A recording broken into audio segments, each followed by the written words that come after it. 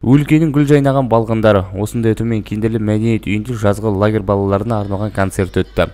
Шара барысында мәдениет үйінің өнерпаздары мың бұрала би билеп, ән шырқады.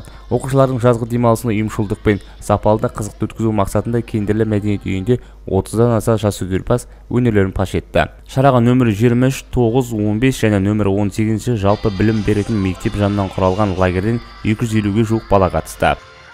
Рахат шағын ауданындағы орналасқан орта мектептердің жанынан ашылған жазғы мектептің оқушылар, жазғы балалардың бос уақытын тиімді пайдалану мақсатында ашылған жазғы лагерьге арналған шара. Негізгі мақсатымыз осы ауылда осындай мәдениет үйінің бар екені және ондағы өздері сияқты балдырған балалардың өнер алып жатқанын, өнерлі балдарды таныстыру, өнерге тарту мақсатында ұйымдастырып жатыр.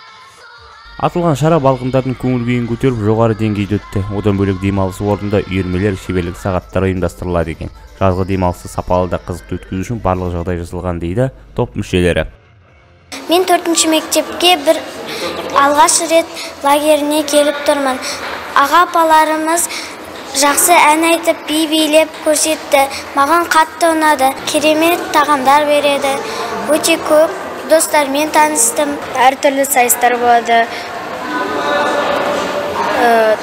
Домбыра үйірмесі, ән шырқайды, эстафета жарыстары болады, сурет салу жарысы, қолөнер жарысы, әртүрлі басқа да сайыстар болады. Айта кетейік, мектеп жанынан ашылған жазғы лагерлер өз жұмысын маусым айының 10-нан бастаған болатын. Әр ауысымда 60-70 бала қамтылып, 14 күн бойы әртүрлі мәдени спорттық шараларға қатысады.